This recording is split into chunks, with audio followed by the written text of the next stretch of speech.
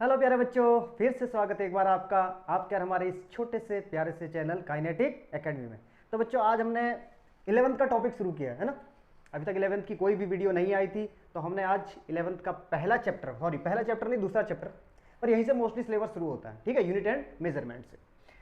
तो बिना देरी किए बच्चों, कॉपी और पेन निकाल लो, नोट्स बनाना शुरू करो। यूनिट एंड मेजरमेंट में सबसे पहले हम पढ़ेंगे बच्चों फिजिकल क्वांटिटी, यानी कि भौतिक राशि। ठीक है, फिजिकल क्वांटिटी क्या है बच्चों? ऐसी क्वांटिटी बेटा जिसको हम देख सकते हो, छू सकते हो, ठीक है, और किसी भी स्केल द्वारा क्या कर सकते हैं, उसे मेजर कर सकते हैं, माप सकते हैं। ठीक, चलो लिखो, विच क्वांटिटी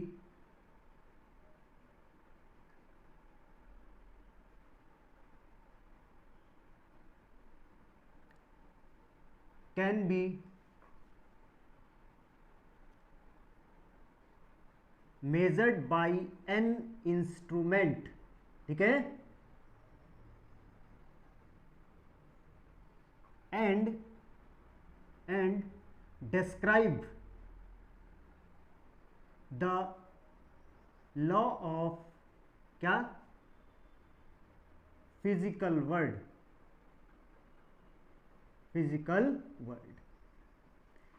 ऐसी क्वांटिटी जिसको हम किसी भी स्केल द्वारा मेजर कर सकते हैं और जो क्या करती है, फिजिकल वर्ल्ड यानी कि फिजिक्स के लॉ को क्या करती है, डिस्क्राइब करती है।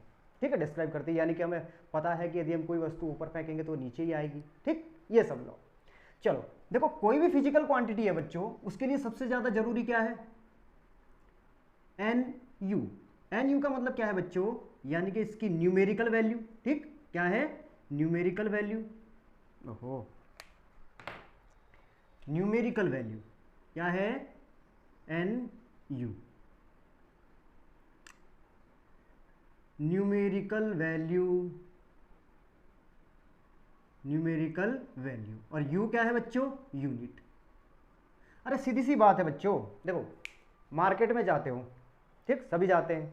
यदि आपने मान लिया फ्रूट खरीदने, फल खरीदने, ठीक है, आप बोलोगे भाई संतरे कैसे दिए? अगर वो बोलता है, बोलेगा ही, कुछ ना कुछ रेट तो बोलेगा ही, ठीक है, यानी कि 70 रुपये किलो, 70 रुपये किलो। तो उसने बात की 70 kg की। कितने की बात की है? 70 kg। ये 70 क्या हो गया बच्चों? क्या हो गया? न्यूमेरिकल वैल्यू हो गई। और ये क्या होगी बच्चों? यूनिट। अब ये देखो, यदि ये यूनिट ना हो तो ये 70 क्या है? यूजलेस है। पता भी नहीं चलेगा कि 70 ग्राम बता रहा है, 70 किलोग्राम बता रहा है, 70 क्या बता रहा है? क्विंटल बता रहा है। इसी यूनिट से हमें पता चला वास्तव में उसका कि एक्चुअल रेट क्या है उसका। ठीक है, बात समझ में आ गई? या एक और एग्जांपल ले लेते हैं। मान लिया यदि आपको पूछा जाए कि आपके घर का एड्रेस क्या है, तो आप क्या बोलोगे? मेरा घर यहां से 10 किलोमीटर है। ठीक, 10 किलोमीटर या 10,000 मीटर बता दो। यानी कि अगर आपने यूनिट का प्रयोग नहीं किया तो वो समझ ही नहीं पाएगा कि 10 क्या है। ठीक, तो इसमें क्या है, एक तो मैग्नीट्यूड यानी कि न्यूमेरिकल वैल्यू और इसकी यूनिट का, दोनों का अहम रोल है। किसमें? फिजिकल क्वांटिटी में। बात समझ में आ गई बच्चों? Physical quantity. चलो अब पढ़ते हैं फिजिकल क्वांटिटी के बारे में कि कितने प्रकार की होती है फिजिकल क्वांटिटी। ये उतार लिया बच्चों, विच quantity can be measured by an instrument and describe the law of physical world. ठीक है, फिर क्या था? फिजिकल क्वांटिटी किस किस से मिलकर बनी होती है? न्यूमेरिकल वैल्यू और यूनिट से। न्यूमेरिकल वैल्यू मतलब उसका मैग्नीट्यूड मान लो, और ये क्या है? यूनिट उसकी। ठीक है, ये केजी में, जिसमें भी हम उसको मेजर करते हैं। एक्चुअल में क्या है? ये एक कंपेरेटिव क्वांटिटी है। ठीक है, कंपेयर कर रहे हैं ना हम, यानी कि केजी में कितने पार्ट? 70 भाग। चलो बात करते हैं बच्चों अब कि फिजिकल क्वांटिटी जो हमारे पास कितने प्रकार की होती है। ठीक है, तो लिखेंगे देयर आर 3 टाइप्स। कितनी? 3 types of physical quantity. There are 3 type of physical quantity. ठीक, नंबर 1 क्या है बच्चों? फंडामेंटल। ठीक है, फंडामेंटल फिजिकल क्वांटिटी। नंबर 2 क्या है बच्चों? Derived physical quantity. ठीक है, क्या है? Derived physical quantity. और नंबर 3 क्या है? सप्लीमेंट्री। ठीक है, सप्लीमेंट्री फिजिकल क्वांटिटी। अभी बच्चों सबसे पहले बात करते हैं हम फंडामेंटल फिजिकल क्वांटिटी की। ठीक है, तो फंडामेंटल फिजिकल क्वांटिटी क्या है? Which quantity do not depend any other physical quantity, या which quantity do not made from any other physical quantity. ऐसी क्वांटिटी जो किसी भी और अन्य क्वांटिटी से मिलकर नहीं बनी है, यह अपने आप में ही कंप्लीट है, यह अपने आप में ही क्या है, कंप्लीट है, यह किसी से मिलकर नहीं बनी है। ठीक, तो क्या लिखेंगे बच्चों, हम आते हैं फंडामेंटल फिजिकल क्वांटिटी पे आते हैं। फंडामेंटल फिजिकल क्वांटिटी समझ जाओगे ना शॉर्ट में। चलो, क्या है बच्चों, विच quantity do not depend any other physical quantity, ठीक, या डू नॉट, यहां पे क्या लिख दोगे, made from any other physical quantity. ठीक, ऐसे लिख दोगे, और ये लिख दोगे। ठीक है बच्चों, तो physical quantity, sorry, fundamental physical quantity के बारे में हमने क्या बताया कि ऐसी फिजिकल क्वांटिटी जो किसी भी और अन्य क्वांटिटी से मिलकर नहीं बनी है, ठीक है, वो अपने आप में ही कंप्लीट है। कैसे, अभी बताएंगे। ठीक, अब बात करते हैं ये कितने प्रकार की है, तो ये है 7 प्रकार की बच्चों। ठीक है, कितने प्रकार की है, there are 7 types of fundamental physical quantity. Number 1 लिखो बच्चों, नंबर 1 क्या है, लेंथ। ठीक, नंबर 2 क्या है, मास। नंबर 3 क्या है बच्चों, टाइम के बाद। अब 4th क्या है बच्चों, क्या बताया था हमने, टेम्परेचर। ठीक है, टेम्परेचर। और क्या बताया था हमने, 5th क्या बताया था, electric current.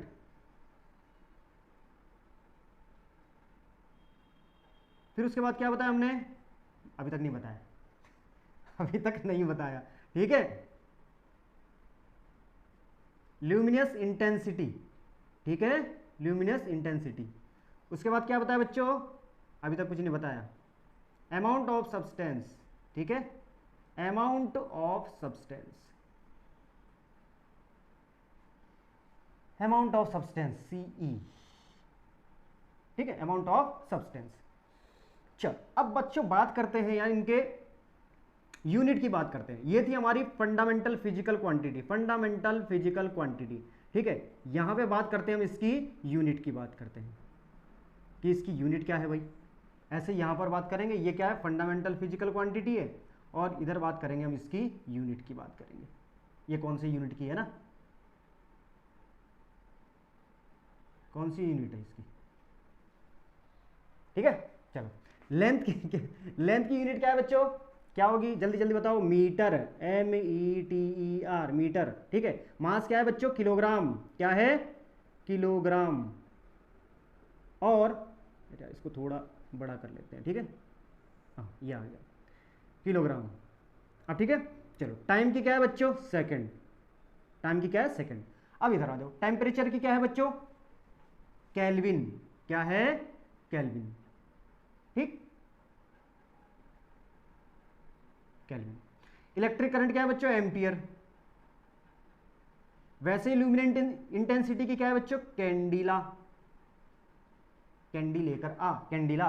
Amount of substance यानी कि मोल, तेरा मोल क्या है रे, बात समझ में आ गई बच्चों। ठीक, अब हम देखो, अब यहां पे नहीं आएगा, आ जाएगा। चलो कोशिश करते हैं, यहां पे हम जो है सिंबल देख लेते हैं इसका, क्या है, सिंबल, सिंबा नहीं, सिंबल। ठीक है, हाँ, सिंबल। ठीक, लेंथ का क्या होगा, ये देखो, मीटर का, सॉरी, मीटर का स्मॉल m क्या है, सिंबल है। ठीक है, सिंबल। किलोग्राम को केजी, सेकंड s। उसके बाद केल्विन के, केल्विन में क्या आ जाएगा बच्चों, केल्विन में k आएगा, केल्विन में क्या आएगा, k आएगा। एम्पियर में क्या आएगा, a आएगा। कैंडिला में क्या आएगा, CD आएगा। और इसमें क्या आएगा, MOL, MOL। बात समझ में आ गई बच्चों, इतनी बात समझ में आई तो जल्दी से जल्दी छाप लो, इसे छाप लो। हाँ हाँ हाँ हाँ हाँ हाँ हाँ, यहाँ पे बच्चों कुछ रह गया है, रह क्या गया है, 7 नंबर ढंग से नहीं छपाया, 7 नंबर ढंग से नहीं छपाया तो हमें 6 को थोड़ा ऊपर करना पड़ेगा।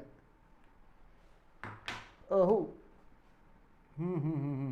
चलो, ये आ गया था 6 नंबर आ गया था हमारा क्या, ल्यूमिनस इंटेंसिटी। हाँ, ल्यूमिनस इंटेंसिटी। ठीक, उसके बाद था 7 नंबर क्या था बच्चों, amount of substance, amount of substance. यार खिचड़ी तो नहीं पक गई है यहाँ पे, है बच्चों? अगर खिचड़ी पक गई है तो बताओ। ल्यूमिनेंस इंटेंसिटी की क्या थी बच्चों, कैंडिला, कैंडिला थी, और इसका सिंबल था CD, और ये क्या था, मोल, MOLE, MOL। क्या आप साफ दिखाई दे रहा है? हाँ हाँ हाँ बच्चों, ठीक दिखाई दे रहा है। ठीक है, MOL। ओके, क्या है, MOL। अरे तुम भी कहोगे सर क्या है ये, क्या है ये, इलेक्ट्रिक करंट एम्पियर। ठीक है, ल्यूमिनेंस इंटेंसिटी क्या है, कैंडिला। वेरी गुड, इतना बढ़िया चल रहा है। कैंडिला क्या है, कैंडिला। और ये क्या है, अमाउंट ऑफ सब्सटेंस क्या है बच्चों, मोल, मोल। ठीक है, तो कैंडिला एम्पियर का क्या हो गया, A, कैंडिला हो गया CD। ऐसे काम नहीं चलेगा, गड़बड़ पे गड़बड़ हो रहा है। हम करते हैं इसको ऊपर shift, temperature, electric current and unit को सब ऊपर शिफ्ट करते हैं। ठीक है, चलो टाइम के बाद तक क्या था बच्चों,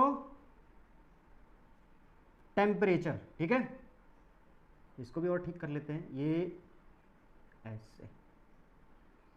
ठीक है, टाइम के बाद क्या था बच्चों, टेम्परेचर। ठीक है, टेम्परेचर। टेम्परेचर के बाद क्या था बच्चों, इलेक्ट्रिक करंट। ठीक है, इलेक्ट्रिक करंट। उसके बाद क्या था बच्चों, luminous intensity.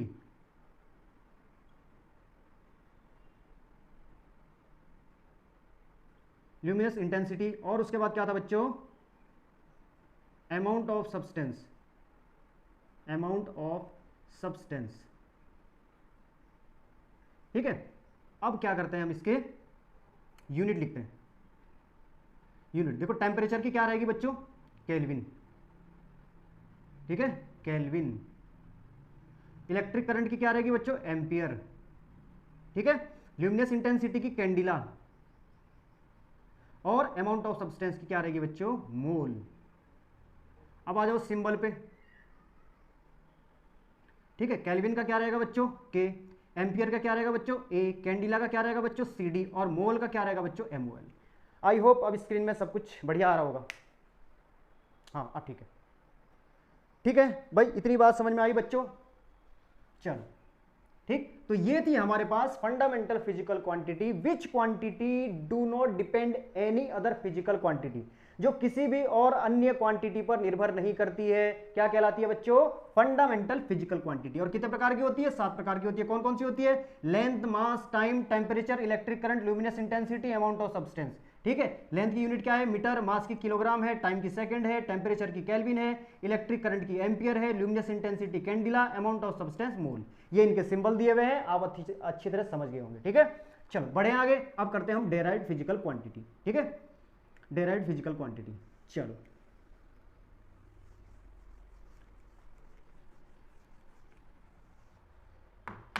Derived physical quantity number 2 था, डेराइव्ड फिजिकल क्वांटिटी। ठीक है, क्या है, which quantity made from fundamental physical quantity, fundamental physical quantity, physical quantity. ठीक है, कहने का मतलब क्या है बच्चों कि डेराइव्ड फिजिकल क्वांटिटी किससे मिलकर बनी है, फंडामेंटल फिजिकल क्वांटिटी से। जबकि फंडामेंटल फिजिकल क्वांटिटी क्या थी, किसी भी अन्य क्वांटिटी से मिलकर नहीं बनी थी। डेराइव्ड फिजिकल क्वांटिटी क्या है कि ये फंडामेंटल फिजिकल क्वांटिटी से मिलकर बनी है। ठीक है, चलो डेराइव्ड फिजिकल क्वांटिटी। अब बच्चों देखो क्या है, सबसे पहले बात करते हैं हम, यदि जैसे एरिया है हमारे पास, क्या है एरिया, एरिया का फार्मूला क्या होता है बच्चों, देखो यदि हम बात करते हैं एरिया क्या होता है 2D होता है, ठीक है 2D, यानी कि उसमें दो प्रकार की डायमेंशन होगी। हमने माना area of rectangle length into breadth, यानी कि कहने का मतलब क्या है, दो लेंथ की आपस में क्या हुई मल्टीप्लाई, यानी कि L इंटू बी। एक्चुअल में क्या है, ये भी लेंथ है, ये भी एक प्रकार की लेंथ है, ठीक है, तो यानी कि दोनों की यूनिट क्या होगी मीटर, तो मीटर इंटू मीटर बराबर क्या हो गया मीटर स्क्वायर।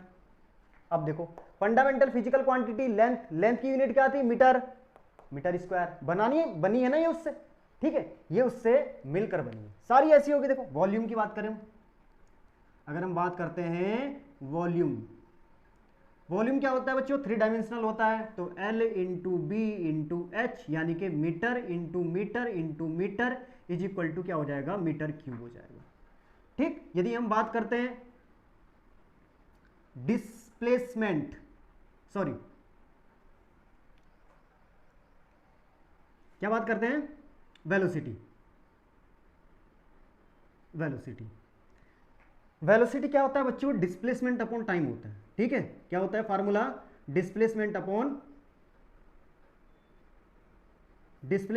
टाइम होता है वेलोसिटी का फार्मूला, ठीक है। देखो सबसे पहली बात यह है कि तुम्हें ये सब फाइंड करने के लिए बेटा फार्मूले तो याद करने ही पड़ेंगे, ठीक है, फार्मूले तो याद करने ही, फार्मूले लर्न करने ही पड़ेंगे, बिना फार्मूलों के तो कुछ नहीं हो सकता, वहां कुछ भी शॉर्टकट नहीं है फार्मूलों के लिए, फार्मूले तो आपको लर्न करने ही पड़ेंगे, ठीक है। वेलोसिटी का फार्मूला क्या होता है डिस्प्लेसमेंट अपॉन टाइम, ठीक। अब डिस्प्लेसमेंट किसमें मेजर होता है भाई, क्या है लेंथ है, लेंथ तो है डिस्प्लेसमेंट है, तो ये किसमें मेजर एम में, और ये क्या हो जाएगा टाइम किसमें होगा सेकंड में, तो मीटर पर सेकंड हो जाएगी। देखो इसमें सेकंड भी आ गया और क्या आ गया इसमें क्या आ गया मीटर भी आ गया, तो हमारे पास सेकंड क्या थी टाइम की यूनिट थी और मीटर किसकी लेंथ की यूनिट है, तो देखो इन दोनों से मिलकर बना है ना ये, तो ये ऐसी क्वांटिटी है जो फंडामेंटल फिजिकल क्वांटिटी से मिलकर बनी है, ठीक। इतनी बात समझ में आ गई।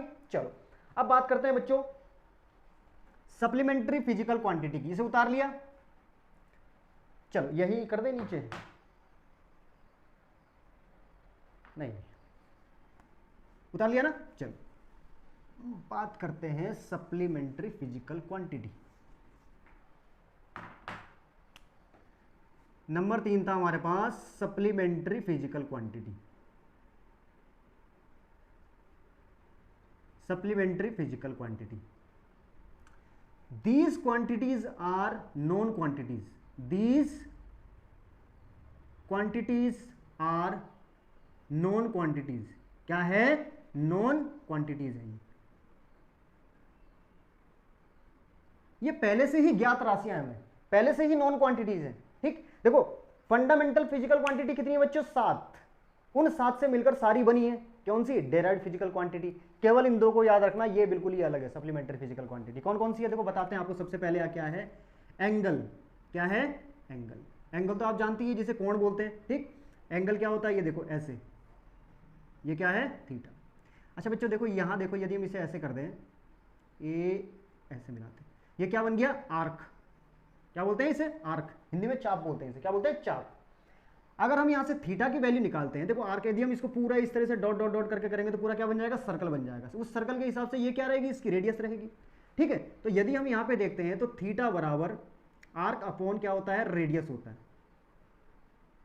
थीटा बराबर आर्क अपॉन रेडियस। अब यदि यहां से हम क्या किसका फार्मूला निकालते हैं आर्क का फार्मूला निकालते हैं, ठीक है, मतलब किसी का भी फार्मूला आप तुम निकाल सकते हो अपने आप, क्या बन जाएगा थीटा इंटू रेडियस अपॉन क्या हो जाएगा अपॉन कुछ नहीं होने, थीटा इंटू रेडियस हो जाएगा, ठीक है। चलो अच्छा ये जो एंगल है बच्चों इसकी यूनिट क्या होगी, यूनिट भी होगी इसकी एक, इसकी यूनिट होगी रेडियन, क्या यूनिट होगी रेडियन इसकी यूनिट होगी, ठीक है। रेडियन यानी कि हम इसको पाई में मेजर करेंगे यार, अगर हम 360 डिग्री को देखते हैं तो क्या हो जाएगा ये 2 इंटू पाई रेडियन, ये है पाई, पाई की वैल्यू क्या है 180, 182 जा कितने हो जाएंगे 360, तो इसको हमने पाई में लिख दिया 2 पाई रेडियन, ठीक है। बात समझ में आई या नहीं आई, तो कैसे लिखेंगे हम इसको रेडियन में लिखेंगे, ये इसकी यूनिट है। दूसरा आता है बच्चों हमारे पास, जो दूसरी हमारे पास सप्लीमेंट्री क्वांटिटी है वो क्या, अच्छा ये क्या है दीज क्वांटिटीज आर देखो these quantities are non quantities and dimensionless, ध्यान रखना डायमेंशन लेस, ठीक है, क्या है डायमेंशन लेस, इनकी कोई भी डायमेंशन नहीं होती बच्चों, ये क्या है डायमेंशन लेस फिजिकल क्वांटिटी है, ठीक है, कैसी है डायमेंशन लेस। चलो अब बात करते हैं हम किसकी, सॉलिड एंगल, एक एंगल है और दूसरा क्या है हमारे पास सॉलिड एंगल, सॉलिड एंगल, ठीक है, सॉलिड एंगल ये क्या होता है 3D में होता है, किसमें 3D। चलो सॉलिड एंगल क्या है बच्चों, देखो जैसे आप कौन खाते हो, कौन, हाँ हाँ पानी आ गया होगा मुंह में, चलो ये है बच्चों हमारा कौन, ठीक है, ये हमारा कौन, ये एंगल क्या है थीटा। अरे सॉलिड एंगल यार ये देखो मतलब एक तरीके से ये, ठीक है, यानी कि ये इस तरीके से यदि चारों तरफ से कोई लाइट का गुच्छा आता है और वो धीरे धीरे करके एक पॉइंट पे फोकस हो जाता है, वो क्या है, वो चारों, वो क्या बन रहा है ये सॉलिड एंगल, ये होता है सॉलिड एंगल, ठीक है, बात समझ में आ गई। चलो यानी कि यहाँ पे एक तरीके से ये इस तरीके से गुच्छा इकट्ठा, ये यहाँ पे फोकस हो रहा है इस तरीके से, ठीक है, क्या हो रहा है यहाँ पे ये इस तरीके से फोकस हो रहा है, तो ये एंगल क्या कहलाएगा बच्चों सॉलिड एंगल 3D होता है ये, ठीक है। तो इसकी यूनिट क्या होती है बच्चों हमारे पास, यूनिट क्या होगी स्टेरेडियन, ठीक है, क्या होगी स्टेरेडियन, और ये भी क्या होगा डायमेंशनलेस, दोनों के तो लिखा हुआ है ऊपर, ठीक है डायमेंशनलेस,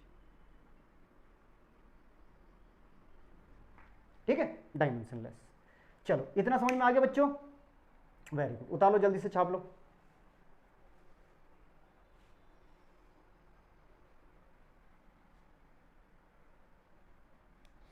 यहां पे यदि हम थीटा निकालेंगे तो थीटा बराबर क्या आ जाएगा बच्चों एरिया अपॉन आर स्क्वायर, ठीक है, एरिया अपॉन क्या आ जाएगा आर स्क्वायर, ठीक है। चलो अब बात करते हैं बच्चों आगे, जल्दी जल्दी पहले उसे उतार लीजिए, जल्दी जल्दी उतार लीजिए, ओके। अब बात करते हैं बच्चों डायमेंशन की, किसकी बात करते हैं डायमेंशन, उतार लिया, चलो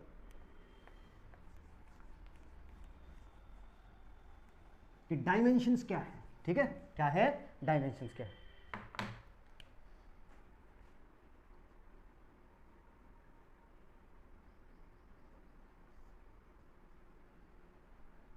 ठीक, तो लिखे dimensions are the power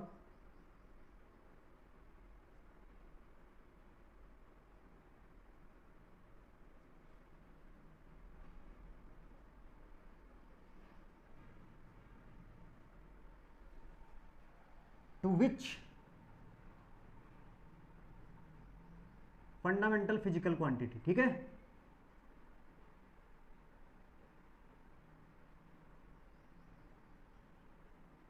to which fundamental physical quantity are raised to express the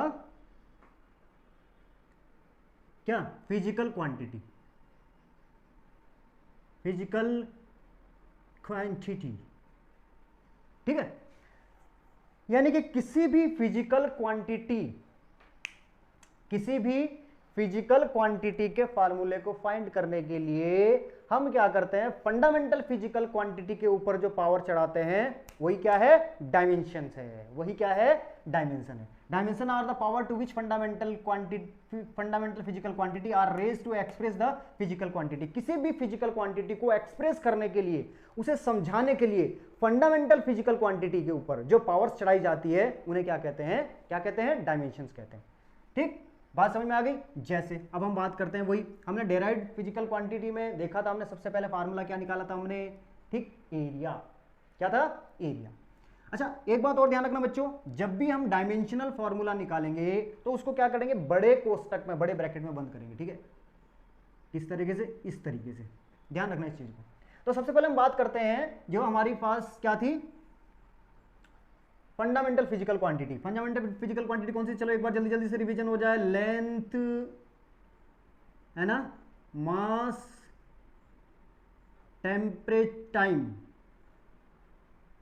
temperature, फिर उसके बाद क्या था electric current, electric current, short में लिख दिया यार, कोई दिक्कत तो नहीं है। चलो इलेक्ट्रिक करंट। नंबर 6 क्या था बच्चों, ल्यूमिनस इंटेंसिटी है ना,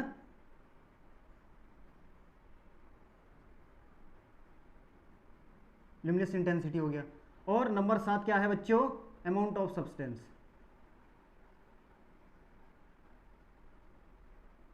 अमाउंट ऑफ सब्सटेंस। अब देखो ये तो हमारे पास फंडामेंटल फिजिकल क्वांटिटीज होगी, इनकी यूनिट सॉरी यूनिटी बच्चों, यूनिट तो खैर तुम्हें पता ही था। अब देखो हम फाइंड करते हैं इनका डायमेंशंस क्या है, क्या है इनका डायमेंशन। लेंथ को क्या लिखेंगे, एल, ध्यान रखना, मास एम, अरे यार पहले पहले अक्षर ही शुरू है, देखो लेंथ एल से शुरू हो रहा है, मास एम से, टी किससे, सॉरी टाइम किससे, टाइम का क्या हो जाएगा टी, कैपिटल टी, ध्यान रखना। टेम्परेचर का केल्विन के, या इसे हम क्या लिखेंगे, थीटा भी लिखेंगे, ध्यान रखना थीटा भी लिख सकते हैं। ज़्यादा खिचड़ी पक गई, ये लो अब ठीक है, थीटा। इलेक्ट्रिक करंट क्या होता है, एम्पियर, एम्पियर को तो ऐसे ही लिखेंगे ए, ठीक है। ल्यूमिनस सी डी, ओहो सी डी, ये हो गया ठीक। और ये क्या हो जाएगा, इसकी डायमेंशन एम ओ एल, मोल। बच्चों इतनी बात समझ में आ गई। चलो अब हम निकालते हैं थोड़ी और बड़ी क्वांटिटी के लिए डायमेंशनल फॉर्मूले निकालते हैं, इन्हें आप जल्दी जल्दी से उतार लीजिए, ठीक। अब देखो बात करें यदि, सबसे पहले हम क्या बात करते हैं, एरिया, है ना, एरिया। वहां क्या बताया था आपको, एरिया मीटर स्क्वायर। देखो इसकी यूनिट क्या होगी, सबसे पहले हम लिखेंगे फिजिकल क्वांटिटी लिखेंगे, ठीक है। उसके बाद क्या लिखेंगे, यूनिट लिखेंगे, यूनिट क्या हो जाएगी बच्चों, मीटर स्क्वायर। और इसका डायमेंशनल फार्मूला क्या, देखो अगर तुम्हें किसी का भी फार्मूला पता है, ठीक, फार्मूला पता है या उसकी यूनिट पता है, तो आप जो है डायमेंशनल फार्मूला बहुत इजीली निकाल सकते हो, वरना आपको सारे के सारे याद करने पड़ेंगे, वरना आपको सारे के सारे याद करने पड़ेंगे। तो अच्छा तरीका क्या है कि देखो फार्मूला आप पहले से भी जानते हो, थोड़े बहुत फार्मूले और लर्न करने पड़ेंगे, ठीक है। तो फार्मूलों से सारा काम बिल्कुल बढ़िया हो जाएगा, परफेक्ट। अब देखो एम यानी कि क्या थी, वास्तव में क्या थी, लेंथ की यूनिट थी, तो यानी कि एम स्क्वायर है, तो ये क्या हो जाएगा, किसकी यूनिट थी, लेंथ की, तो एल की पावर क्या हो जाएगी 2, इसे L2 लिखेंगे बच्चों, क्या लिखेंगे L2। बात समझ में आई, स्क्वायर नहीं बोलेंगे, जितनी पावर है उतना ही उसका नाम लेंगे। नंबर 2 पे आ जाओ बच्चों, वॉल्यूम। वॉल्यूम में क्या था बच्चों हमारे पास फार्मूला, मीटर क्यूब, ये यूनिट आई थी इसकी, है ना फार्मूला। अब क्या है, ये क्या हो जाएगा L की पावर 3। उसके बाद हमने क्या फाइंड किया था बच्चों, उसके बाद हमने किया था वेलोसिटी, ठीक है, क्या था वेलोसिटी। वेलोसिटी में क्या था बच्चों, डिस्प्लेसमेंट अपॉन टाइम, देखो डिस्प्लेसमेंट अपॉन टाइम। अब यार ये इसकी यूनिट क्या थी, डिस्प्लेसमेंट की क्या थी, मीटर पर सेकंड, मीटर थी इसकी, और इसकी क्या थी, सेकंड थी, ठीक है। तो अब ये देखो ये मीटर पर सेकंड, यानी कि मीटर किसकी है, लेंथ, और सेकंड क्या है, टाइम, L/T लिख सकते हो। और या इसे L जब T ऊपर आ जाएगा तो इसे -1 पावर आ जाएगी, ऐसे LT-1। बच्चों कोई दिक्कत तो नहीं। अब आ जाओ एस्केलेशन पे आ जाओ, ठीक है, ये आ गया एक्सीलेशन पे आ गए। तो अब देखो एक्सीलेशन में हम क्या करेंगे, वेलोसिटी अपॉन टाइम होता है फार्मूला,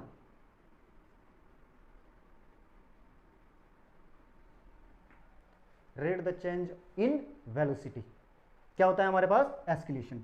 अब वेलोसिटी अपॉन टाइम, देखो अब यहां के हेल्प से लेंगे हम वेलोसिटी। वेलोसिटी की यूनिट क्या है बच्चों,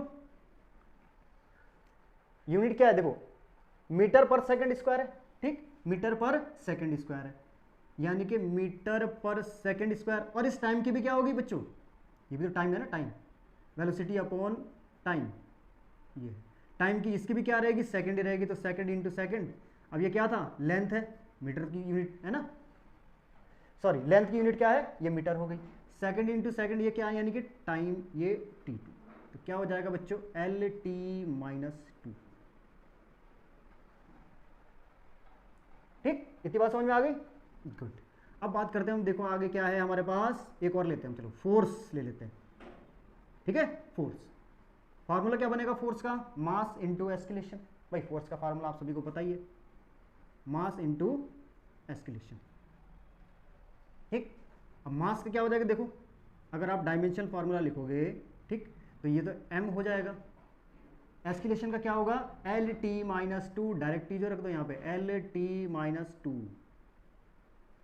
कोई दिक्कत नहीं। भाई क्या था फोर्स का फार्मूला, मैंने कहा था फार्मूले पता होने चाहिए, फार्मूले पता होना चाहिए, डायमेंशनल फार्मूले खट से निकल जाएंगे एकदम, ध्यान रखना। देखो फोर्स क्या था, मास इंटू एस्केलेशन, तो मास का क्या लिखते हैं हम, dimension formula m, capital m कहा था ना, वो लिखा था पहले, और ए क्या था, एल टी माइनस टू, निकाला हुआ हमने ऊपर देखो, तो डायरेक्ट हमने यहाँ पे रख दिया m l t minus two, ठीक। या फिर ये देखो जरा, हाँ वर्क क्या होती है, वर्क, वर्क का फार्मूला क्या होता है, क्या होता है बच्चों, force into displacement, force into displacement, ठीक है। चलो निकाल दो वर्क का भी, फोर्स क्या है, फोर्स देखो m l t minus two, m l t minus two, ठीक, इंटू डी क्या है, डिस्टेंस है, तो डिस्टेंस क्या हो जाएगी, डिस्टेंस यानी कि किसमें, एल में मेजर होगी, तो क्या हो जाएगा बच्चों, m l two t minus two, कोई दिक्कत नहीं होनी चाहिए, ठीक है। अब एक और ले लेते हैं, चलो क्या लेते हैं हम, हाँ प्रेशर ले लेते हैं, चलो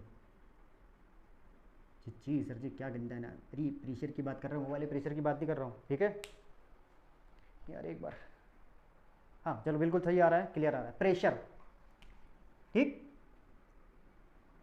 हाँ तो प्रेशर, चल प्रेशर क्या होता है बच्चों, force upon area, force upon area, यहाँ इसको ए, गलती मत कर लेना कहीं सोचोगे ये एम्पियर है, नहीं, एरिया, फोर्स अपॉन एरिया। अब फोर्स का डायमेंशनल फॉर्मूला तुम्हारे पास है m l t minus two, m l t minus two, upon में एरिया, एरिया यानी साइड इंटू साइड, यानी कि क्या हो जाएगा, L2 हो जाएगा, साइड इंटू साइड यानी कि क्या हो जाएगा, मीटर स्क्वायर, ठीक, और क्या हो जाएगा डायमेंशनल फॉर्मूला L2। अरे समझ आया नहीं आया, चलो अब आगे देखो, ये क्या बन गया अब यहाँ पे m, अरे l ऊपर आगे क्या हो जाएगा माइनस टू, और यहाँ प्लस वन है, तो m l minus one t minus two स्वाहा। तो ऐसे निकाली जाती है बच्चों डायमेंशन, ठीक है। आपको हर क्वांटिटी के क्या होने चाहिए, फार्मूले पता होना चाहिए, तो आप डायमेंशन इजीली फाइंड कर सकते हो, उसका डायमेंशनल फार्मूला इजीली फाइंड कर सकते हो, ठीक है बच्चों। समझ में आ गया कैसे निकालेंगे डायमेंशंस, ठीक है। बड़े ब्रैकेट के अंदर रखेंगे पावर को, या स्क्वायर या क्यूब नहीं पढ़ेंगे, वैसे के वैसे पावर पढ़ेंगे। बात समझ आ गई, चलो बेटा इसे उतारो, जल्दी जल्दी जल्दी जल्दी उतारो बच्चों, जल्दी जल्दी उतारो।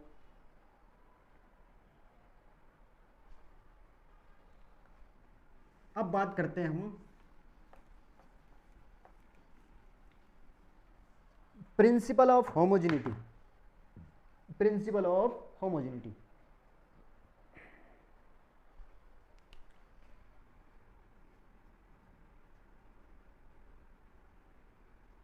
PAL मत लिख देना, ठीक है, हाँ, principal of homogeneity.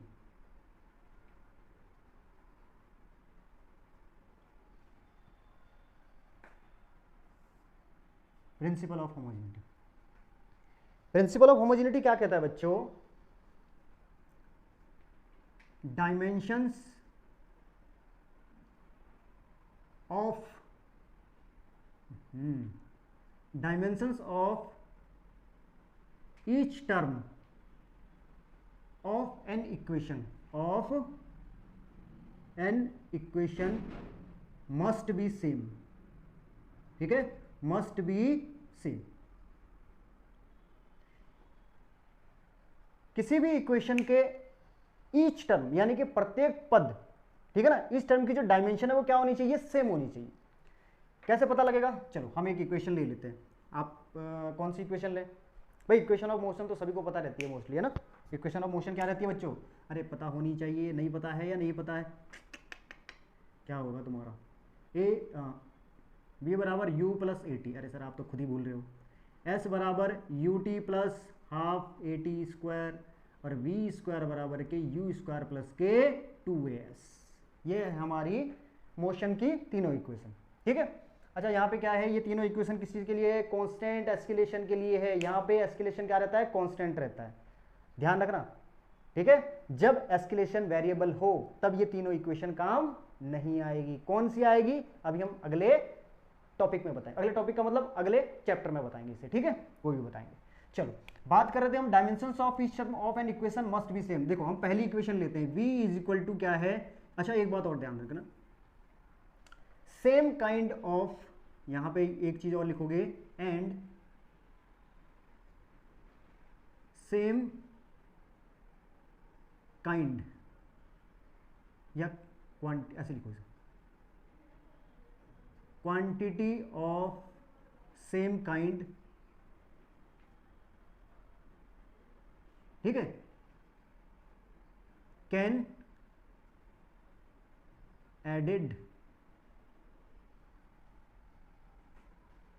Add and subtract, ध्यान रखना, add and subtract, quantity of same kind can add और सब्ट्रैक्ट, यानी कि जो सेम काइंड ऑफ क्वांटिटी होगी वही आपस में क्या हो सकेगी, ऐड और सब्ट्रैक्ट। जैसे यानी कि मीटर है, तो अगर मीटर है तो क्या होगा, उसे मीटर में जोड़ सकते हैं ना, 6 मीटर को 6 मीटर में जोड़कर ही आप क्या, यानी कि मीटर में मीटर जोड़ करिए। अगर आप सोचोगे मैं 6 मीटर में 6 सेकंड जोड़ लूँ, क्या ये पॉसिबल है, ये पॉसिबल नहीं है बिल्कुल, ठीक है।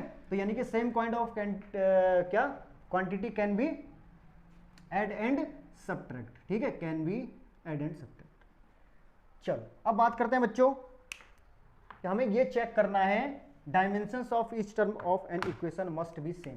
क्या है, v is equal to u plus a t, ठीक है, where v is equal to क्या है, फाइनल वेलोसिटी, u क्या है, इनिशियल वेलोसिटी होती है, a क्या होता है, एस्केलेशन होता है, और t क्या होता है, टाइम होता है। इतना तो आप सबको पता ही होगा, क्या ये भी नहीं पता है? v क्या है बच्चों, फाइनल वेलोसिटी है, u क्या है बच्चों, इनिशियल वेलोसिटी है, a क्या है, एस्केलेशन है, और t क्या है, टाइम। तो वेलोसिटी का क्या होता है बच्चों फार्मूला, डायमेंशनल फार्मूला मैंने बताया था उस समय, L बाई टी। अरे वेलोसिटी क्या होता है यार, वेलोसिटी होता है डिस्प्लेसमेंट अपॉन टाइम। तो डिस्प्लेसमेंट किसमें मेजर होता है, ठीक है, मीटर में, तो इसके यानी कि क्या था L और ये क्या था T। अब समझ में आया नहीं आया, ठीक, तो यहां पे क्या हो जाएगा L बाई टी, ये भी क्या हो जाएगा भाई, ये इनिशियल वेलोसिटी है तो वेलोसिटी, यानी कि है तो एक ही खानदान का, वेलोसिटी के खानदान का है ना, तो क्या हो जाएगा L बाई टी हो जाएगा ये भी, ठीक, ये हो गया, इस तरह कर दो इसे। अब क्या है यहाँ पे a क्या है, velocity upon time, velocity upon time यानी कि L बाई t2, और ये t अलग है, इसका भी क्या हो जाएगा डायमेंशन, t से एक t मर गया, तो देखो सारी के सारी सेम आ गई, LT माइनस 1, इसको ऐसे लिखो, ये भी LT माइनस के 1, तो dimensions of each term must be same. क्या ये तुम्हें फील हुआ, नहीं हुआ, आगे एक जैसा, यानी कि सबका डायमेंशनल फॉर्मूला एक जैसा आ गया है। तो बात समझ में आई बच्चों या नहीं आई, ठीक है, ओके, वेरी गुड। चलो अब हम क्या करते हैं, एक सवाल करते हैं, क्या करते हैं, सवाल, प्रिंसिपल ऑफ होमोजेनिटी पे एक सवाल करते हैं बच्चों, ठीक।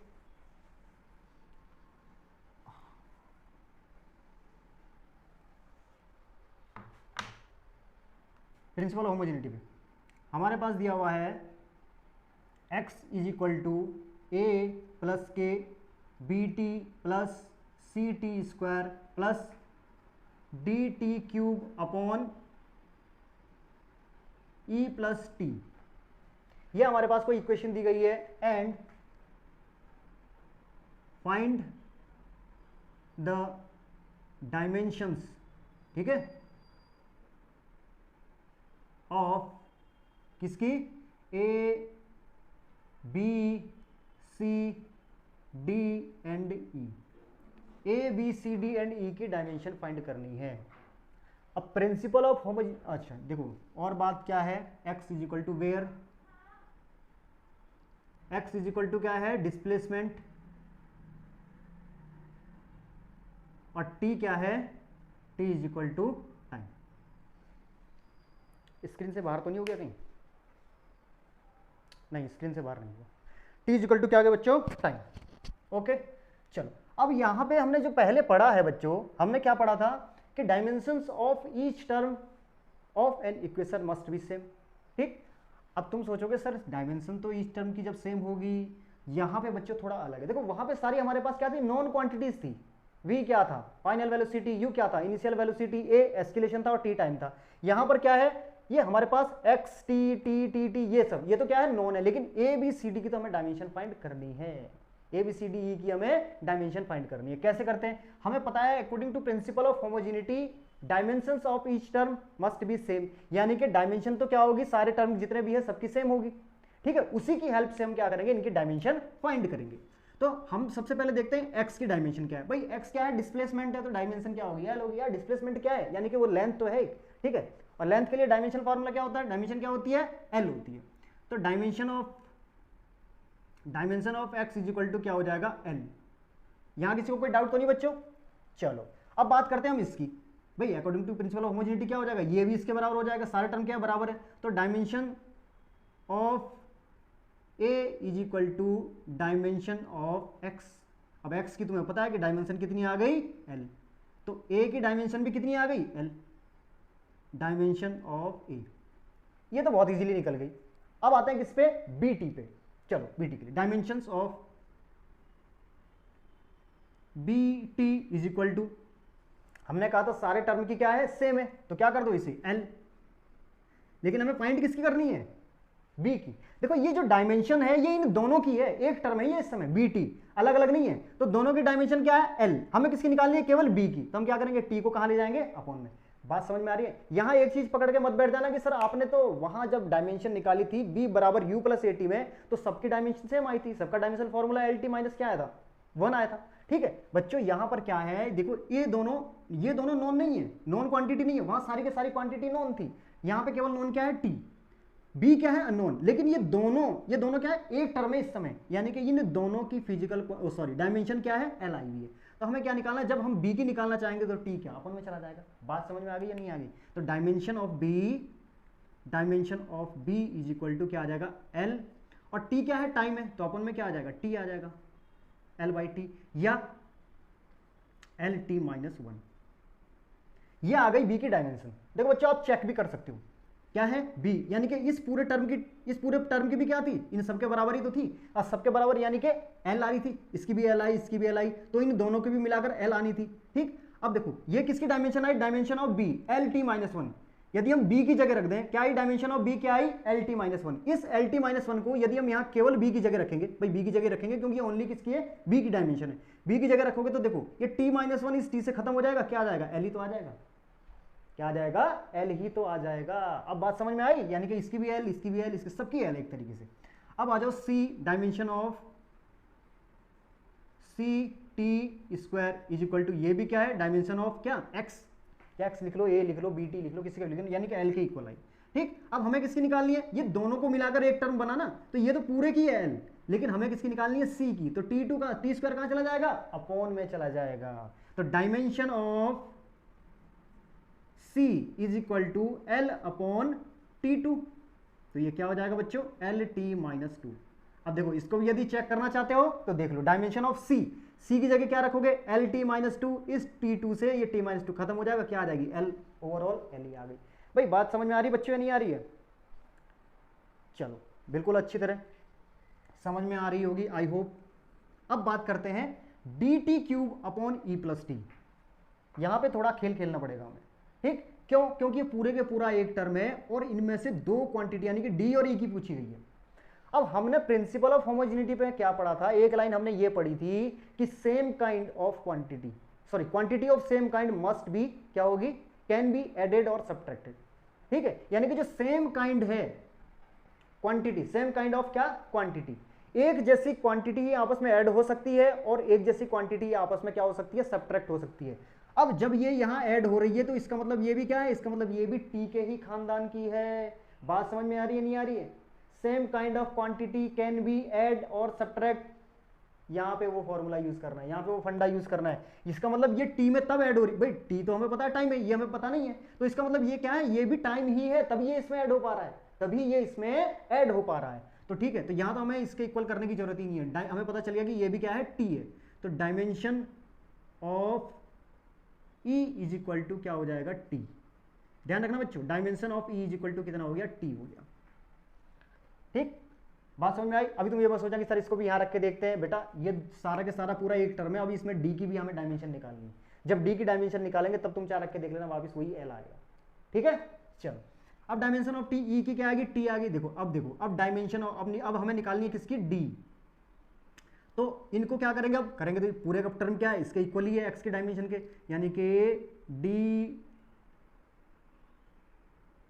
Dimension of D t cube upon e plus T. अब ई प्लस टी में क्या हो जाएगा बच्चों, नीचे टी हो जाएगा केवल। देखो सेकंड में यदि हम सेकंड को जोड़ेंगे तो सेकंड ही तो आएगा। अरे 2 सेकंड आए, 3 सेकंड आए, और 1 2 3 4 यानी कि नंबर की कोई भी डायमेंशन नहीं होती है, ठीक है। नेचुरल नंबर की कोई भी डायमेंशन, याद करो सप्लीमेंट्री फिजिकल क्वांटिटी, वहां वो डायमेंशन लेस क्यों थी, क्योंकि हमारे पास वो एंगल में था। क्या थी, एंगल थे वहां पे, और एंगल की वैल्यू क्या आती है, नेचुरल नंबर में आती है, इसलिए वो डायमेंशन लेस थे। तो यहाँ पे भी ये सेकंड प्लस सेकंड क्या हो जाएगा, सेकंड ही रहेगा, ठीक है। सेकंड प्लस सेकंड क्या आ जाएगा, सेकंड ही रहेगा। तो यहाँ पे हम ई प्लस टी की जगह यहाँ क्या कर देना, टी स्क्वायर मत कर देना कुछ और में, ये क्या रहेगा, टी ही रहेगा। क्या रहेगा, टी ही रहेगा। चलो अब जब ये टी ही रहेगा तो ऊपर क्या है, टी की पावर 3 है, इससे ये खत्म हो जाएगा एक, तो क्या बच जाएगा डी टी, सॉरी पहले तो इसको तो लिख लेते हैं, dimension of x, dimension of x. तो डायमेंशन ऑफ एक्स क्या है बच्चों, एल है। यहाँ पे इसकी एक पावर से इसकी एक खत्म हो जाएगी, तो ये क्या बन जाएगा, d t square dimension of. तो डायमेंशन ऑफ डी क्या बन जाएगी बच्चों, dimension of d is equal to l, और इसको टी को कहाँ लेके आएंगे, अपॉन में। तो यहाँ क्या हो जाएगा, ये T2। तो कितना हो गया dimension of D, L t minus के 2, ये आंसर आ गया फाइनली। तो बच्चों हमारे पास सारी डायमेंशन निकल चुकी है इस समय। कौन कौन सी निकल चुकी है, ये देखो, डायमेंशन ऑफ ए ये फाइंड करना था, डायमेंशन ऑफ बी ये फाइंड करना था, डायमेंशन ऑफ सी ये फाइंड करना था, dimension of D, dimension of D ये है, और डायमेंशन ऑफ ई है। बच्चों सवाल समझ में आ गया, ठीक। हमें क्या निकालना था इसमें, a B C d e, d और ई की क्या निकालनी थी, हमें डायमेंशन फाइंड करनी थी। हमें according to principle of homogeneity ये पता था कि dimensions of each term of an equation must be same, ठीक।